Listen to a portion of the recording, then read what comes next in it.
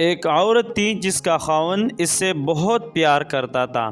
اس عورت سے اس کی خوشیوں بری زندگی کا راز پوچھا گیا کہ آیا وہ بہت لذیذ کھانا پکاتی ہے، یا اس کا خاوند اس کے حسن و جمال پر فریفتہ ہے، یا وہ بہت زیادہ بچی پیدا کرنے والی خاتون رہی ہے، یا پھر اس کی محبت کا کوئی اور راز ہے۔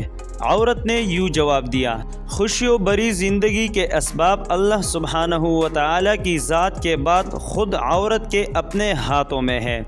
عورت چاہے تو وہ اپنے گھر کو جنت بنا سکتی ہے، اور اگر چاہے تو جہنم بنا دے۔ مت سوچئے کہ مال و دولت خوشیوں کا سبب ہے۔ تاریخ میں کتنی ہی مالدار عورتیں ایسی ہیں جن کے خاوند ان سے کنارہ کش ہو گئے۔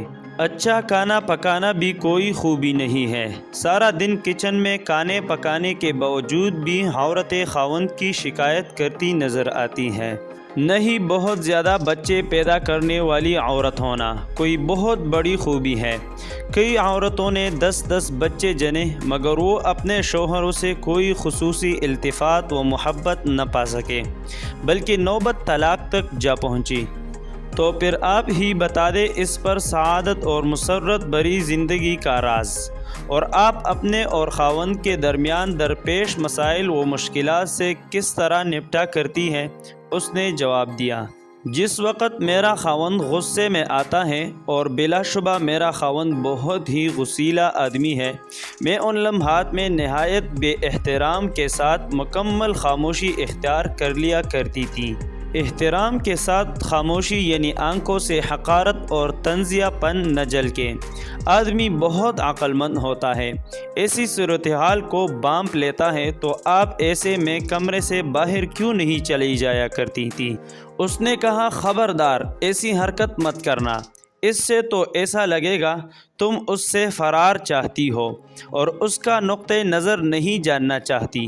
خاموشی تو ضروری ہے ہی، اس کے ساتھ ساتھ خاوند جو کچھ کہے اسے نہ صرف سننا بلکہ اس سے اتفاق کرنا بھی اتنا ہی اشد ضروری ہے۔ میرا خاوند جب اپنی باتیں پوری کر لیتا تو میں کمرے سے باہر چلی جاتی تھی، کیونکہ اس سارے شور شرابے کے بعد میں سمجھتی تھی کہ اسے آرام کی ضرورت ہے۔ میں اپنے روزمرہ کی گھریلو کاموں میں لگ جاتی اور اپنے دماغ کو اس جنگ سے دور رکھنے کی کوشش کرتی۔ تو آپ اس ماحول میں کیا کرتی تھی؟ کئی دنوں کے لیے لا تعلقی اور بول چال چھوڑ دینا وغیرہ۔ اس نے کہا، ہرگز نہیں، بول چال چھوڑ دینے کی عادت انتہائی گھٹیا اور خاوند سے تعلق کو بگاڑنے کے لیے دوزخی تلوار کی مانند ہے۔ اگر تم خاوند سے بولنا چھوڑ دیتی ہو تو ہو سکتا ہے شروع میں اس کے لیے یہ تکلیف دہ ہو۔ شروع میں وہ تم سے بولنے کی کوشش بھی کرے گا، لیکن جس طرح دن گزرتے جائیں گے وہ اس کا عادی ہوتا چلا جائے گا۔ تم 1 ہفتے کے لیے بولنا چھوڑو گی تو اس میں تم سے 2 ہفتوں تک نہ بولنے کی استعداد پیدا ہو جائے گی، اور ہو سکتا ہے کہ وہ تمہارے بغیر بھی رہنا سیکھ لیں۔ خاوند کو ایسی عادت ڈال دو کہ تمہارے بغیر اپنا دم بھی گھٹتا ہوا محسوس کرے، گویا تم اس کے لیے ہوا کی مانند ہو، گو کہ تم وہ پانی ہو جس کو وہ پی کر زندہ رہے۔ ربا بودی صبا بنو، باد سر نہیں۔ اس کے بعد آپ کیا کرتی تھی؟ اس عورت نے کہا، میں 2 یا 2 سے کچھ زیادہ گھنٹوں کے بعد جوس یا پھر گرم چائے لے کر اس کے پاس جاتی اور اسے نہایت سلیقے سے کہتی، لیجئے چائے پیجئے۔ مجھے یقین ہوتا تھا کہ وہ اس لمحے اس چائے یا جوس کا متمنی ہوگا۔ میرا یہ عمل اور اپنے خاوند کے ساتھ گفتگو اس طرح ہوتی تھی کہ گویا ہمارے درمیان کوئی غصے یا لڑائی والی بات سرے سے ہوئی ہی نہیں، جبکہ اب میرا خاوند ہی مجھ سے اصرار کر کے بار بار پوچھ رہا ہوتا تھا کہ کیا میں اس سے ناراض تو نہیں ہوں۔ میرا ہر بار اسے یہی جواب ہوتا تھا کہ نہیں، میں تو ہرگز ناراض نہیں ہوں۔ اس کے بعد وہ ہمیشہ اپنے غلط رویے کی معذرت کرتا اور مجھ سے گھنٹوں پیار بری باتیں کرتا تھا۔ تو کیا آپ اس کی ان پیار بری باتوں پر یقین کر لیتی تھی؟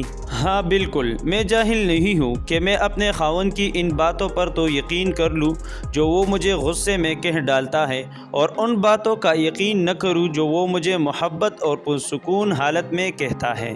میں فوراً ہی اس کے غصے کی حالت میں دی ہوئی گالیوں اور تلخ و ترش باتوں کو بلا کر ان کی محبت بری اور مفید باتوں کو غور سے سنتی تھی۔ جی ہاں، خوشگوار اور محبت بری زندگی کا راز عورت کی عقل میں موجود ہے، مگر یہ راز اس کی زبان سے بندہ ہوا ہے۔